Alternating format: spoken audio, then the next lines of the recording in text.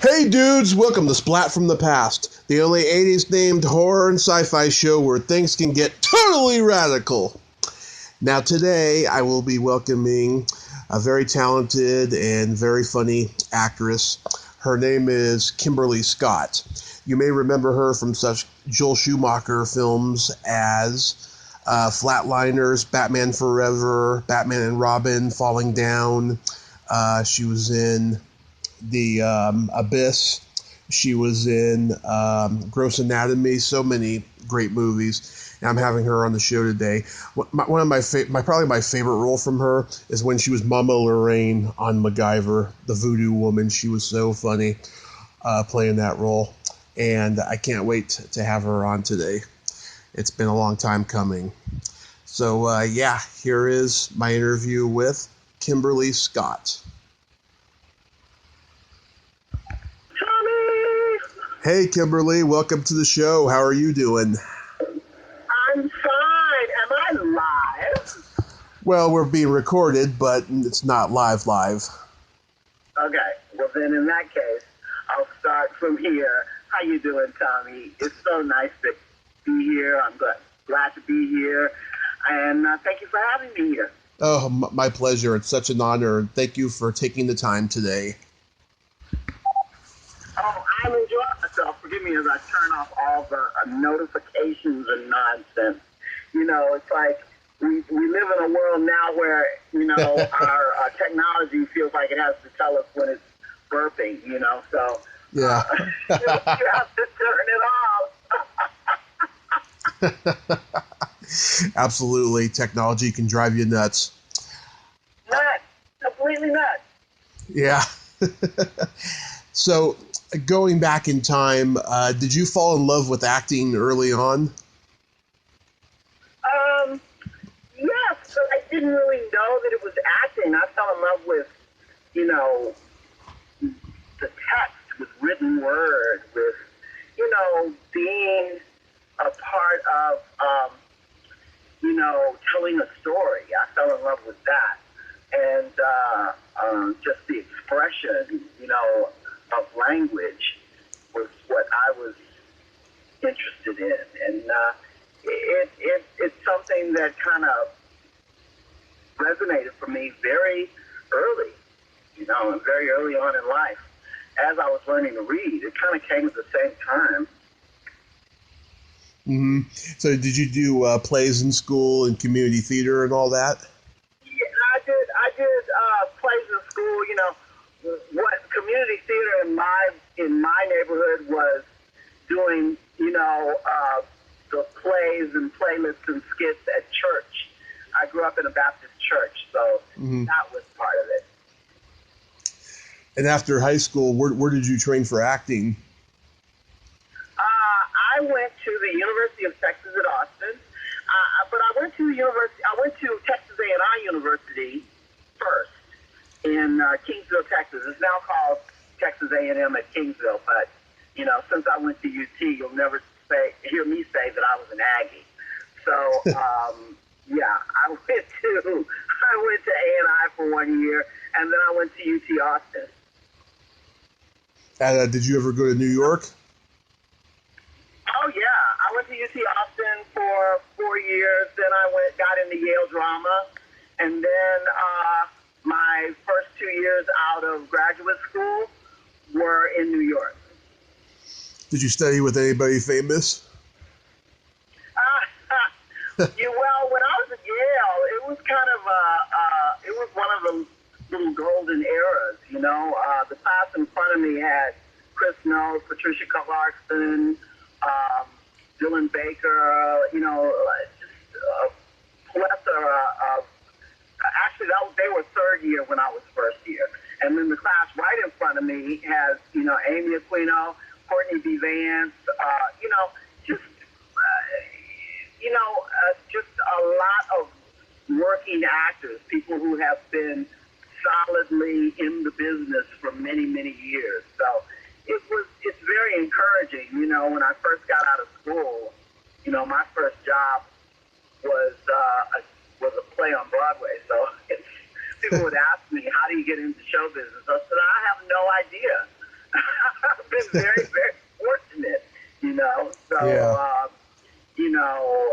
I think that fame is kind of relative, you know, as long as you're working constantly. Because I think that, you know, there's a lot of people who work constantly in the business. They're not famous, but they've never worked as anything but actors. And, I mean, I don't consider myself famous. I'm certainly not famous. I'm not really interested in being famous. I've always just wanted to make a living as an actor, which I've been fortunate enough to do. So, Yeah. Wow, that's a great lineup of people you're in class with.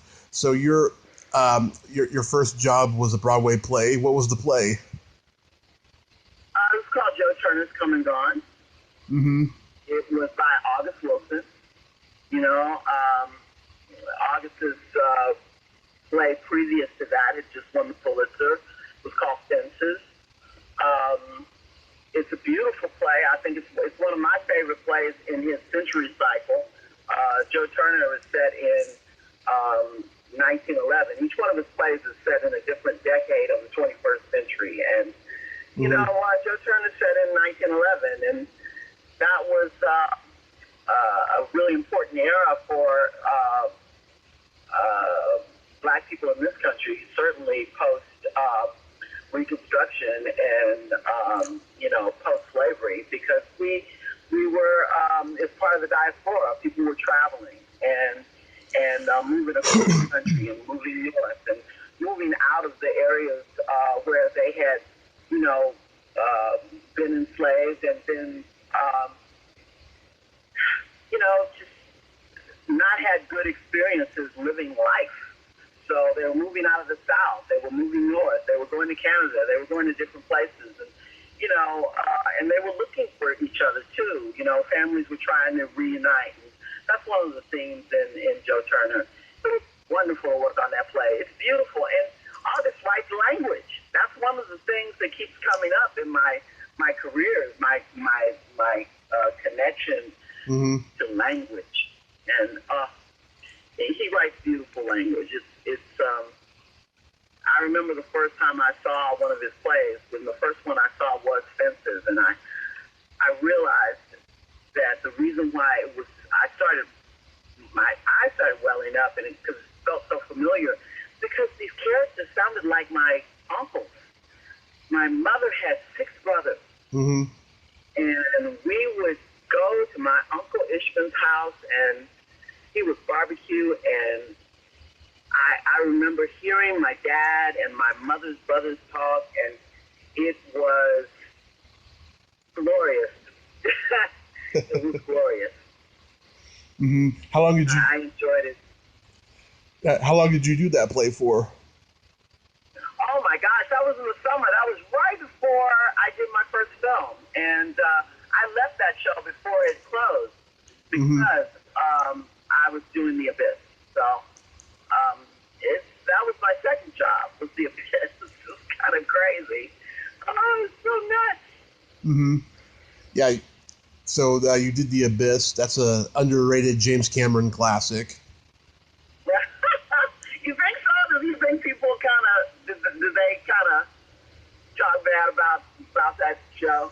Well, I mean, some people like it, some people don't. I mean, other people, say they like the Terminator movies better, of the James Cameron movies and stuff, and and Avatar and stuff. But I think The Abyss is underrated. Well, I think that the premise is was so timely, first of all, and second of all, he was inventing the tech. Now, that tech didn't exist. And he was making it up as he went along. It was really amazing. He and his brother Scott and, all that entire crew, this brilliant people doing stuff on the, to me, it looked like on the fly. I'm sure it wasn't. It was stuff that had been well thought out and, really developed over months and months of pre-production, but it blew my mind. Now, I'm sure we look at it and we go, oh, I wonder what that movie would be like with today's CGI and today's tech. But just the fact that he imagined it at that moment in history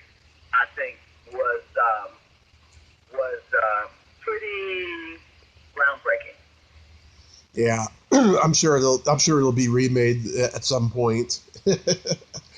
I like your name in it. One Night Standing. Yeah. It's a great name. Her first name was Lisa, and they nicknamed her One Night. It's like people who work on oil derricks and those kind of jobs. And I think that if I remember backstory correctly, all those people were oil field trash, and except for Elizabeth, Mary Elizabeth's character came in, and she was actually, the scientist of the group. But, the rest of us, we were just working Joes. We've been doing that kind of work for a long time. And, I'm sure that in today's climate, you never get away with that name or character. I don't know. I think it's. I didn't even think about that until right now. I think it's in some circles, maybe. True, yeah. I mean, it depends on how it's set up in the movie. But in a GP or PG movie, hey, I don't think you'd get away with it. Who knows?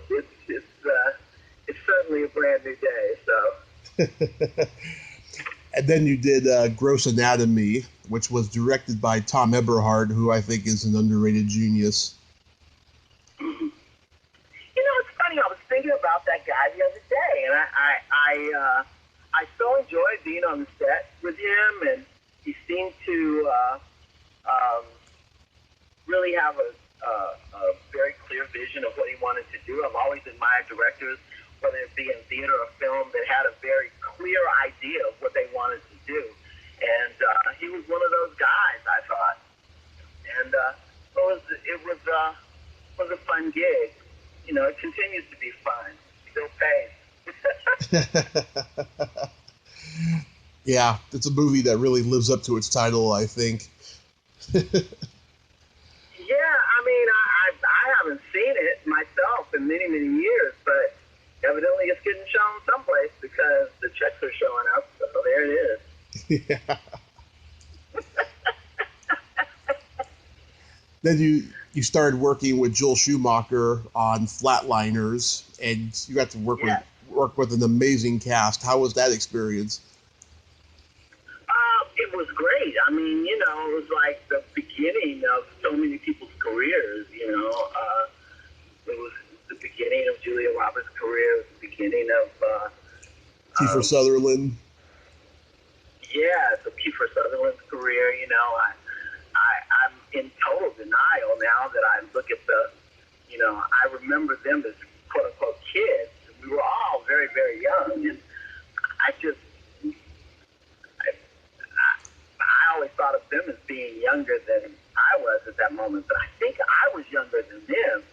I mean, surely that must be true, because, now I look at them and go, wow, they're actually aging. That's amazing. I shouldn't say that out loud, should I? I mean, Hollywood is so denial of time and age. It's kind of it's something that it's a, how can I say it? To edit this part out, because I try to look for these words. It's something that we are in denial about, of course, and then,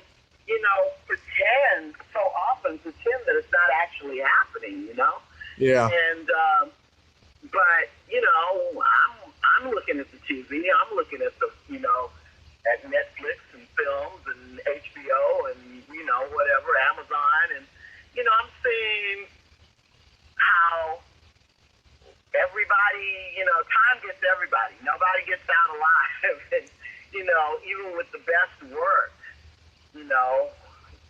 whether you're Botoxing or plastic surgery or just, trying to, live a good, clean, better life, hey, it gets us all. I certainly feel like I'm 35. I look in the mirror and say, who is that chick? Yeah, I just turned 36 last week. Well, don't rub it in, Tommy. I'm not trying to. You're rubbing it in, dude. Sitting here waxing eloquent about age and time, and you tell me you're 35. I'm going to kick your butt. Okay, let's move on.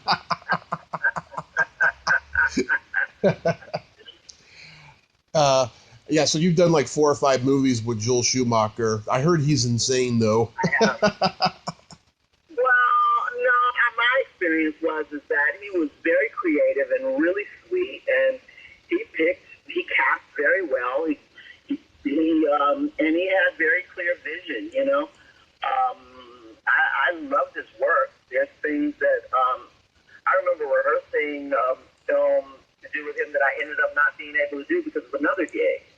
So,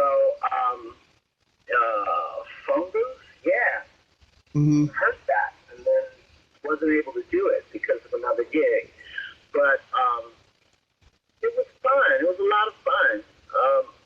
He keeps it light, and it was great. I'm always curious and interested in seeing people's work over more than one project. And when you get to work with someone over more than one project, you get to really get a sense of what's what and collaborate in a way. So. Mm-hmm. I think Falling Down is his best movie. Great movie. Is that a great movie? Oh, God, it's the best. I mean, it's so entertaining and so damn true. Especially, it sums up today's average American, especially now with everything going on in the world today. I mean, it's the quintessential, American working man's movie. Yes, exactly. Exactly. I think that he really tapped into something there that we haven't finished having a conversation about, Yeah. Especially right now, we have multiple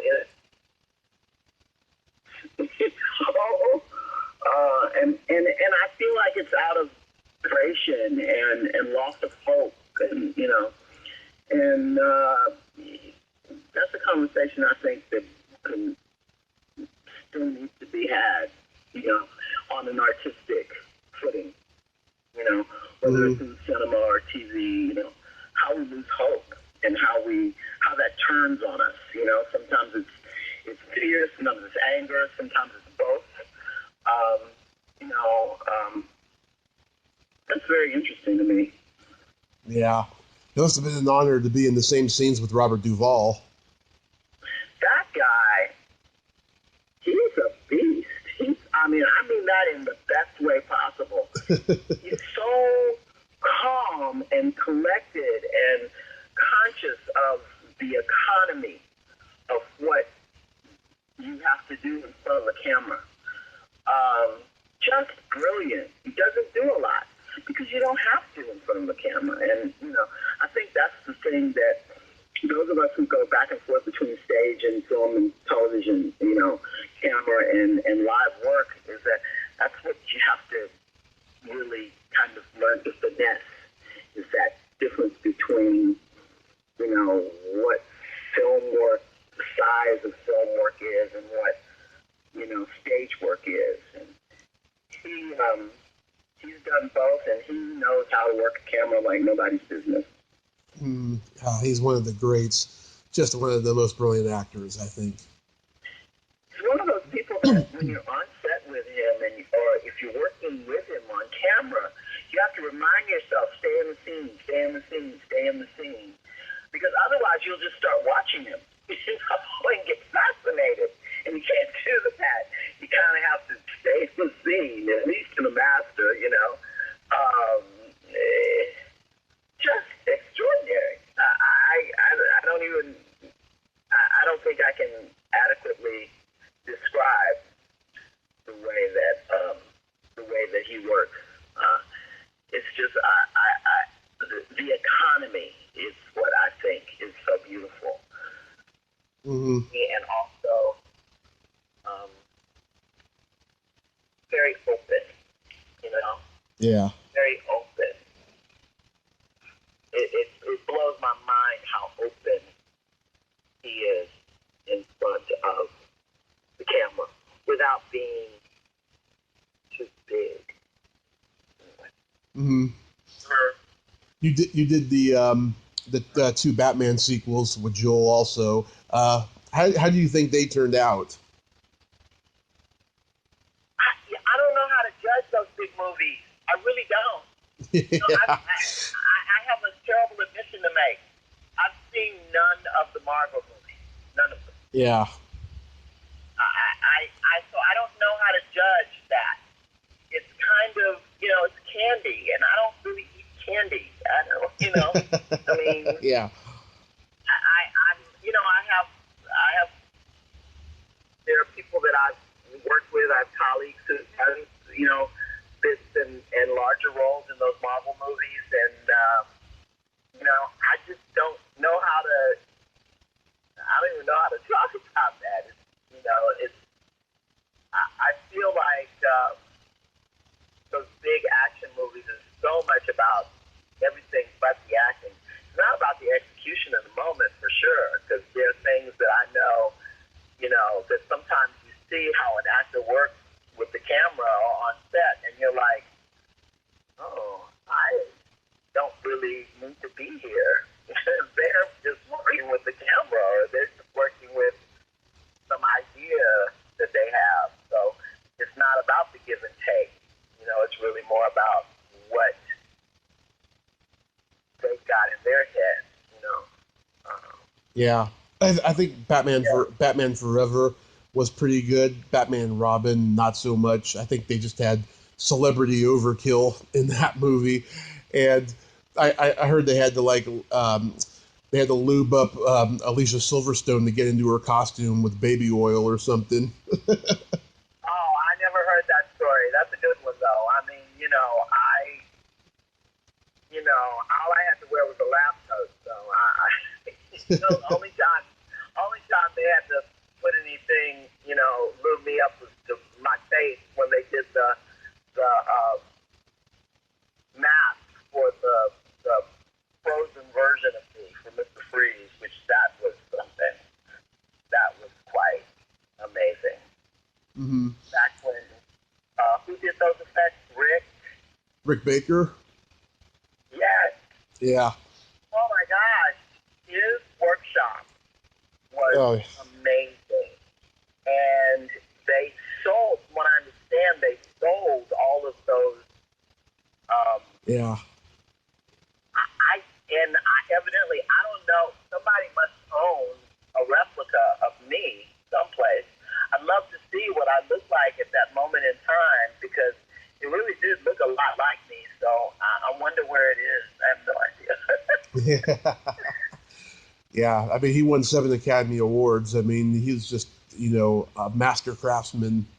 He's brilliant. And when I went in to do that work, he literally like walked you around, showed you around, and he had like a little museum of sorts in there, and talked about all of the other movies that he had worked on, and told these amazing stories. So by the time you got down to doing what you were there to do, it was like you knew you were part of history. You know, you knew you were part of Hollywood history, and a certain part of Hollywood history, because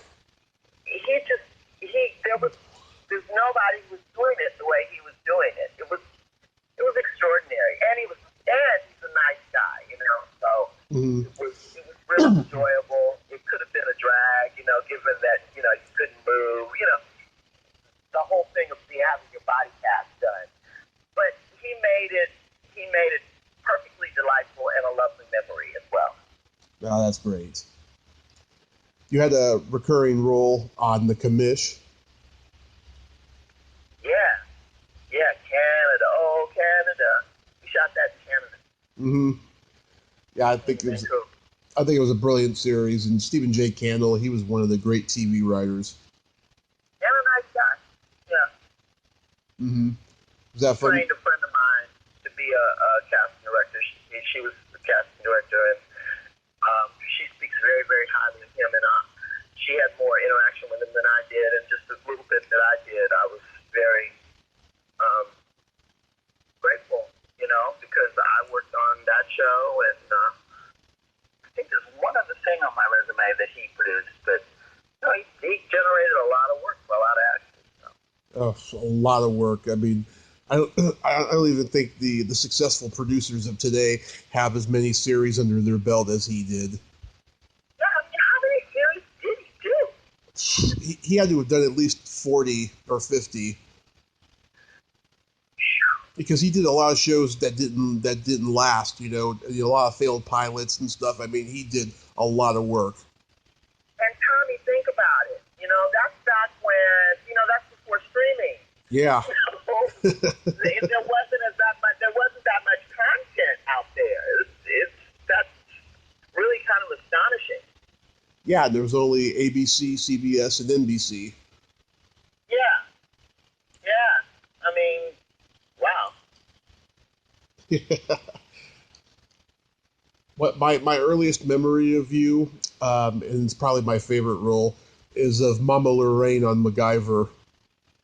Oh, MacGyver. I mean, you're telling all the secrets. You're totally dating me. I'll take it aside.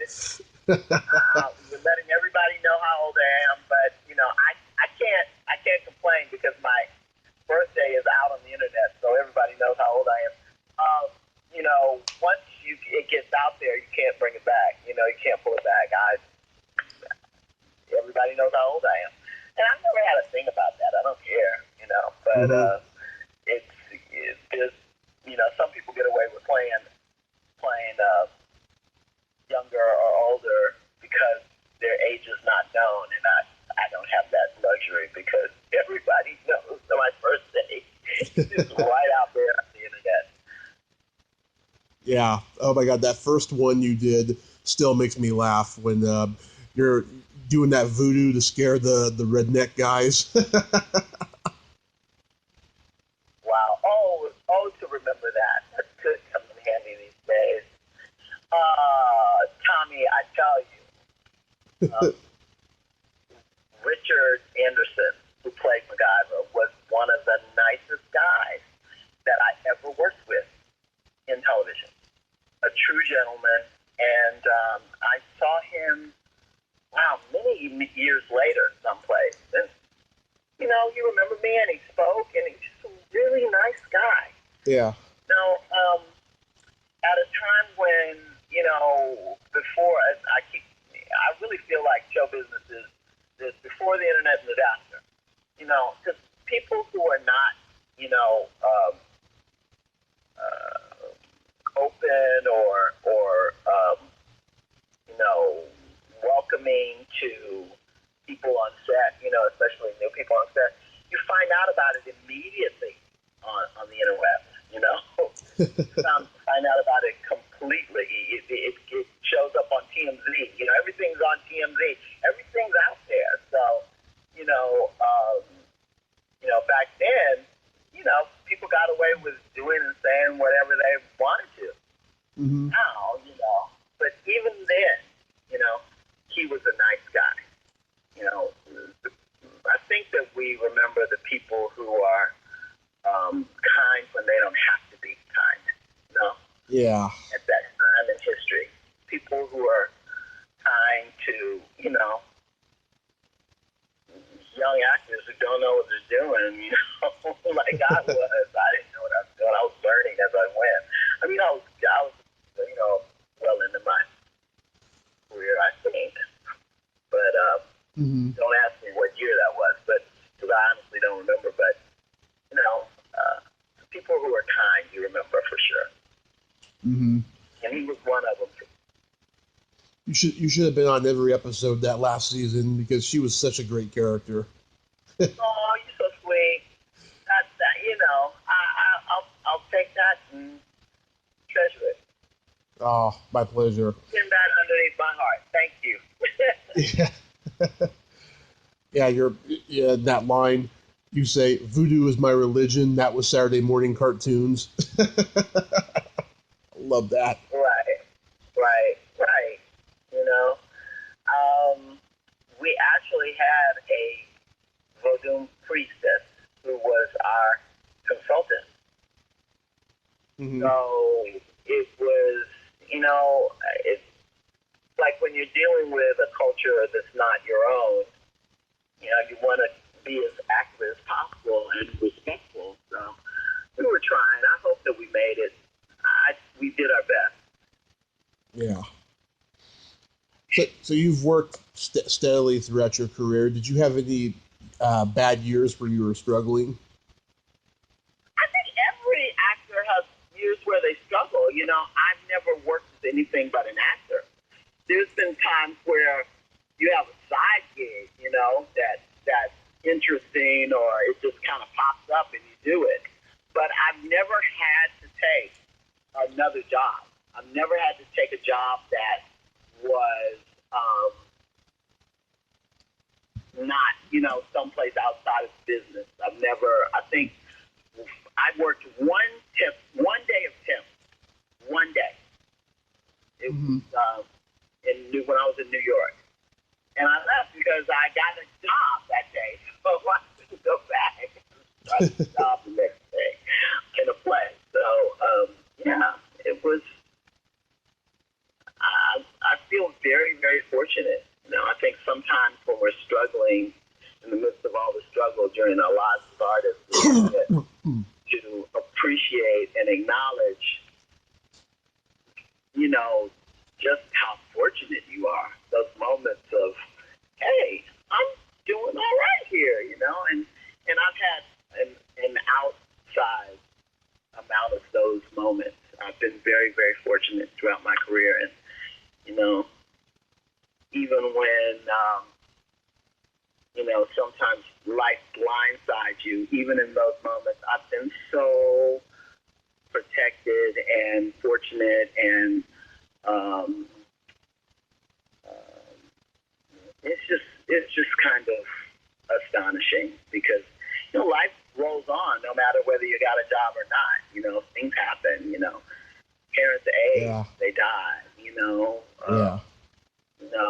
People, relationships morph. All kinds of things happen, and just to be able to remember in the midst of everything how, just freaking fortunate. I want to say fortunate instead of luck because, luck is a crazy word. I think sometimes we think of luck as something that happens out of the blue, and it's not luck. It's, opportunity and preparation meeting each other, constantly, and being ready and being able to rise to the occasion when the moment comes to it, when the moment comes to you. And, and I just feel really fortunate. Even when I worked in theater for pennies on the dollar, I've been really, really fortunate and really protected. And I've grown through the experiences every single time. I would not change a thing. Oh, that's beautiful. That's very beautiful, Kimberly. Do you have any upcoming roles that you want to plug? No. Does anyone out there have an upcoming role that I should plug? That's what I'm thinking. I took care of my mom in the last 30 days of her life, and I've just been dealing with all of that, Mm-hmm. And my father had died 12 years before, so I'm still getting settled after the death of my mom, and just starting to ease back into doing camera work again. So we'll see what happens. I'm excited to see, because anything is possible, and isn't it the uncertainty that makes it exciting and wonderful and a gift when it comes to us? It sure does, and God doesn't, hand you things that you can't handle. I love my job, And that's, I love it. Even when, there's an old saying, people say, if you want to make an actor happy, give them a job. If you want to make an actor miserable, give them a job.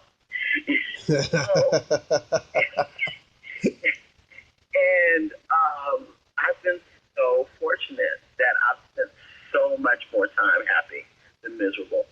And even when I was miserable, there were moments of such joy and, and camaraderie and love that, the miserable part is negligible. So, Yeah. Well, I hope you find some rules soon. I really do. I do too. We'll see what happens. Something's coming up. I've been getting offers for theater, and I've been consciously making the choice not to do theater, because once you do theater is very time intensive, and it eats your time, and it asks for blood, and you have to give blood, and you get pennies on the dollar. So, and that doesn't mean I don't love theater. I do, and I'm sure that at some point in the future I'll be doing it. But right now, emotionally, the best thing for me to do is just to see what happens. See if I can pad my pension a little bit and see what happens. Who knows? So camera work is really interesting to me in the sense that, I've grown a lot as an actor in the last few years. So I feel like camera work is filigree work. So I'm looking forward to doing that filigree work again and see what is it like to do that after doing theater for a while. So. Mm-hmm. I know you're going to persevere, and I'm so glad that we got to talk today. You're so sweet. Thank you. I have no problem with sitting very quietly and knitting and enjoying, just life at large, because I haven't had a chance to do that because, theater is so time intensive. So now to be able to just kind of chill out a little bit and, take the time to greet my mom and take care of her estate and do what I need to do, I have no problem with that. It's something that especially women in the business say, if it's your job, it's your job. If it's not, it's not. And, I don't sweat it. Yeah, that's a great plan. That's a great plan. Well, Kimberly, you have yourself a great day today. You too. Thanks for talking to me, Tommy. Be well. My pleasure. You be well as well. Okay. Bye. Bye-bye. Well, there you have it. Kimberly Scott. Ain't she a sweetheart? Yes, she is, and very strong woman. And I'm very fortunate that we got to speak today. If you like this video, everyone, please subscribe to my YouTube channel. Add me as a friend on Facebook. Join my Tommy Kovac comedian page on Facebook. Follow me on Twitter and Instagram and all that fun stuff. Well, that's all the time we have this week on Splat from the Past. Until next time, this is Tommy Throwback Kovac saying, there's no shame in living in the past, because the present sucks. Later, dudes.